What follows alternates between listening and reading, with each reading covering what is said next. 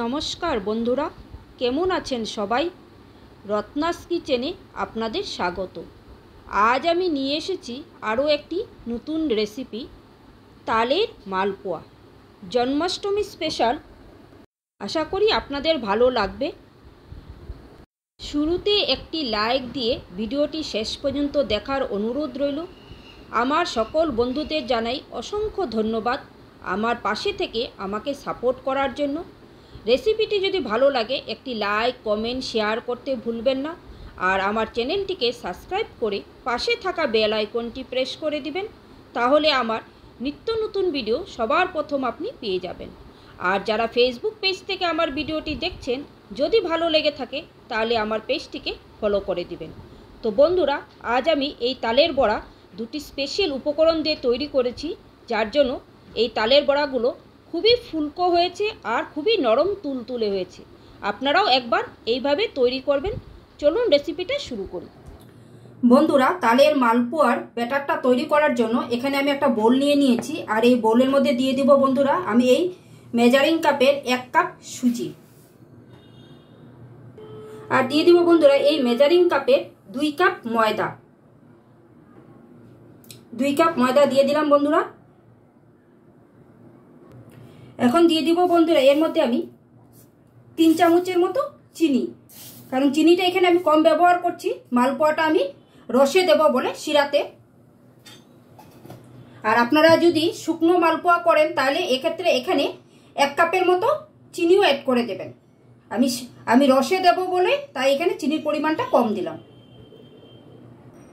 বন্ধুরা। আর দিয়ে দিচ্ছি এই মেজারিং কাপের 1 কাপ ফ্রেশ নারকেল কুড়া।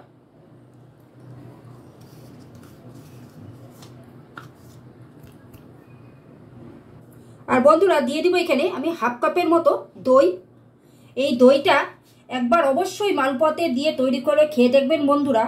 মালপোয়াটা খেতে এত দুর্দান্ত হয়, আর মালপোয়াগুলা খুব সফটও হয় আর খুব সুন্দর ফুলে ওঠে। আপনারা একদিন অবশ্যই এইভাবে দই ব্যবহার করে করবেন মালপোয়াতে, খেয়ে দেখবেন বন্ধুরা, খুবই ভালো লাগে। আর বন্ধুরা দিয়ে দিব বড় চামচের 1 চামচ ঘি। এই ঘিটা মালপোয়ার মধ্যে দিলে মালপোয়াগুলো কিন্তু অনেকক্ষণ নরম আর খুব সফট থাকে বন্ধুরা, একদম তুলোর মতো নরম হয় এই মালপোয়াগুলো। আপনারা মালপোয়ার মধ্যে অবশ্যই একটু ঘি ব্যবহার করবেন। আর যদি অনেকে ঘি খেতে পছন্দ করে না, তারা সেই ক্ষেত্রে একটু সাদা তেল ব্যবহার করে নেবেন বন্ধুরা। এতে কি হবে, মালপোয়াগুলো খুব নরম আর খুব তুলতুলে হয় বন্ধুরা। এখানে আমি 1/2 চামচের মতো মৌরিটাকে আধ ভাঙ্গা করে নিয়েছি, একটু গরম করে নিয়েছি মৌরিটাকে গরম করে এরকম আমি আধ ভাঙ্গা করে গুঁড়ো করে নিয়েছি। এখন এই আধ ভাঙ্গা মৌরিটা এখানে দিয়ে দিলাম বন্ধুরা। এখন আমি দিয়ে দিব এই মেজারিং কাপেরই 1 কাপ তালের পাল্প বন্ধুরা। এখন আমি এই শুকনো উপকরণগুলোকে খুব ভালো করে একটু মিশিয়ে নেব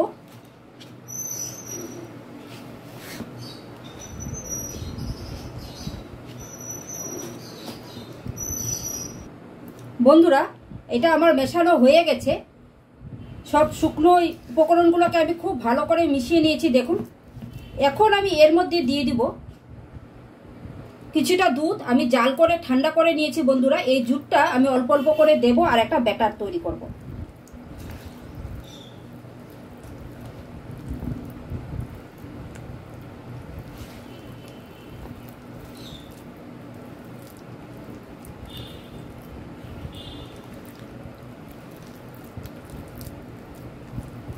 আবারও কিছুটা দুধ দিব বন্ধুরা। আর দুধটা কিন্তু আমি একবারে দেব না, নাহলে কিন্তু ব্যাটারটা বেশি পাতলা হয়ে যাবে। অল্প অল্প করে দুধটা দিয়ে ব্যাটারটাকে তৈরি করতে হবে।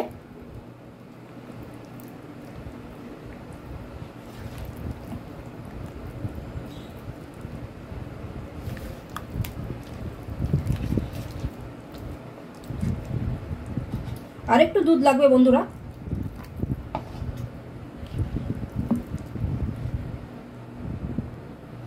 বন্ধুরা, আমার ব্যাটারের ঘনত্বটা দেখুন।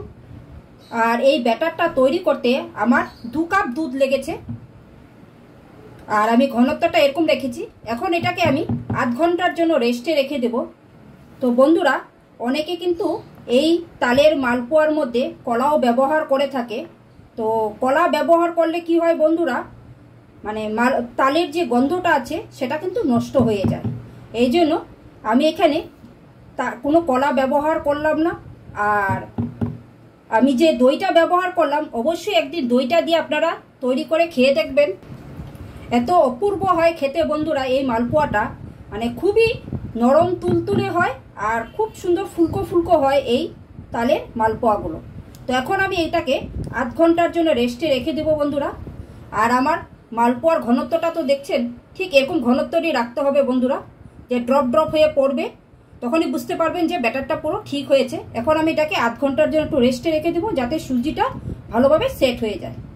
তো বন্ধুরা, আমি এখন একটা শিরা তৈরি করে নেব। বন্ধুরা, আমি একটা কড়াইয়ের মধ্যে এই বাটি দিয়ে 1 বাটি চিনি দিয়ে দিয়েছি। আর এখন দিয়ে দিব বন্ধুরা এই বাটিরই 1 বাটি জল।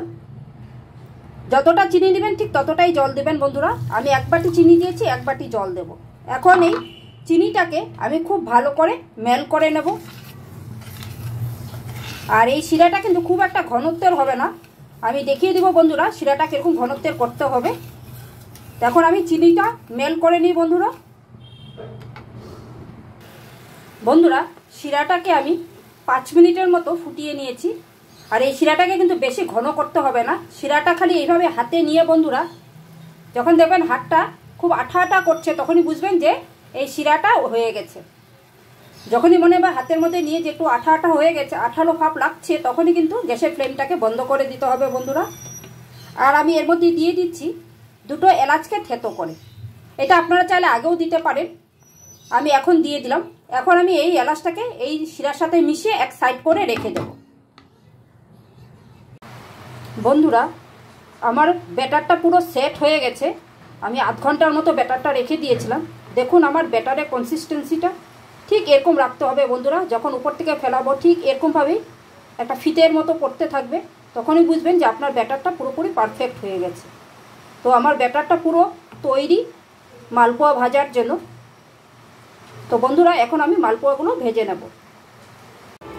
বন্ধুরা, মালপোয়া ভাজার জন্য আমি এখানে কড়াইয়ের মধ্যে সাদা তেল দিয়ে দিয়েছি। আর আমি মালপোয়াগুলো ভাজার জন্য পরিমাণ মতো তেল দিয়েছি বন্ধুরা। এখন আমি এই মালপোয়াগুলোকে এক এক করে ভেজে নেব। এইভাবে হাতা দিয়ে নিব আর ঠিক তেলের মাঝ বরাবর এইভাবে দিয়ে যাব।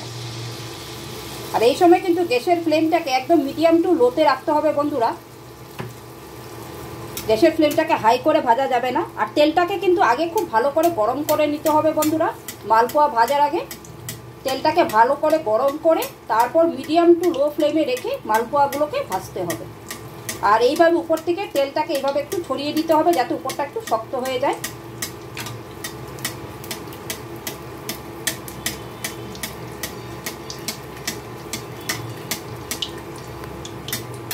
এখন মালপোয়াটাকে আমি উল্টে দিব বন্ধুরা। দেখুন মালপোয়াটা আমার কি সুন্দর ফুলেছে। এখন আমি এইভাবে উল্টে পাল্টে একটু হালকা লাল করে ভেজে নেব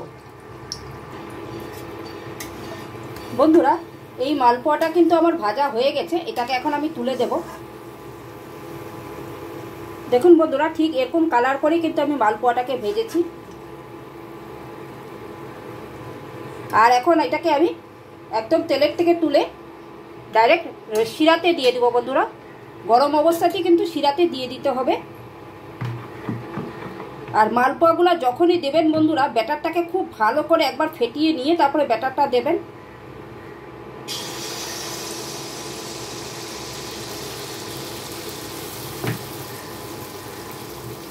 যতবারই মালপোয়াটা দেবেন ততবারই কিন্তু ব্যাটারটাকে একটু ভালো করে ফেটিয়ে নিয়ে তারপরে মালপোয়াটা দেবেন।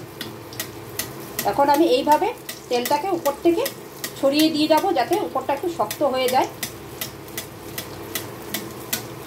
আর বন্ধুরা, আমি ব্যাটারের মধ্যে 1 চিমটি লবণ অ্যাড করেছিলাম। ভিডিওটা তুলে ধরা হয়নি, কোনো কারণে ভিডিওটা অফ হয়ে গেছিলো। তো আপনারা এই ব্যাটারের মধ্যে কিন্তু 1 চিমটি লবণ অ্যাড করবেন, কারণ যে কোনো মিষ্টি খাবারে একটু লবণ দিলে কিন্তু তার স্বাদটা খুব ভালো হয়। এখন আমি মালপোয়াটাকে একটু উল্টে দেব। দেখুন আমার মালপোয়াগুলো কি সুন্দর একদম বলের মতো ফুলে উঠেছে। বন্ধুরা এই মালপোয়াটাও আমার ভাজা হয়ে গেছে। আমি উল্টে পাল্টে ঠিক এরকম লাল করে ভেজে নিয়েছি।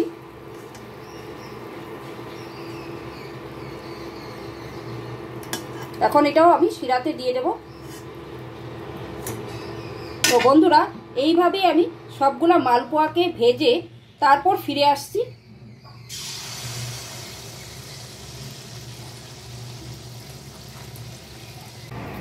বন্ধুরা মালপোয়াগুলোকে আমি শিরাতে দিয়েছি, আর শিরার মধ্যে দিয়ে আমি এইভাবে 5 মিনিট এপিট উপিট উল্টে রেখে দেব। মানে একবার এপিট একবার ওপিট করে 5 মিনিট আমি শিরার মধ্যে ডুবিয়ে রাখবো। তারপর আমি এটাকে শিরার থেকে তুলে নেব। 5 মিনিট শিরার মধ্যে রাখলেই বন্ধুরা শিরাটা কিন্তু পুরো টেনে নেবে এই মালপোয়া। বন্ধুরা তালের মালপোয়াগুলোকে আমি মানে রসের থেকে তুলে নিয়েছি। দেখুন আমার মালপোয়াগুলো কতটা সুন্দর হয়েছে দেখতে, আর মালপোয়াগুলো খুবই ফুলকো হয়েছে আর খুবই রসে মানে ভরপুর হয়েছে। আমি আপনাদেরকে একটা মালপোয়া ছিঁড়ে দেখাচ্ছি। বন্ধুরা একটা মালপোয়া আপনাদেরকে ছিঁড়ে দেখাচ্ছি। দেখুন কতটা নরম হয়েছে আর কতটা রসে ভরপুর হয়েছে মালপোয়াগুলো। কতটা রস ভেতরে ঢুকেছে দেখুন বন্ধুরা মালপোয়ার, আর কতটা সফট হয়েছে এই মালপোয়াটা।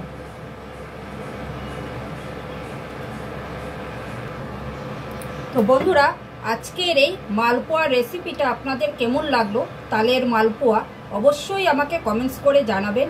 আশা করি আপনাদের ভালো লাগবে। যদি ভালো লাগে একটা লাইক কমেন্ট শেয়ার করতে ভুলবেন না বন্ধুরা। তো আজকের ভিডিওটা আমি এখানেই শেষ করছি। আপনারা সকলেই সুস্থ থাকবেন, ভালো থাকবেন। আবার একটা নতুন ভিডিও নিয়ে আপনাদের সাথে আমার দেখা হবে। Thank you.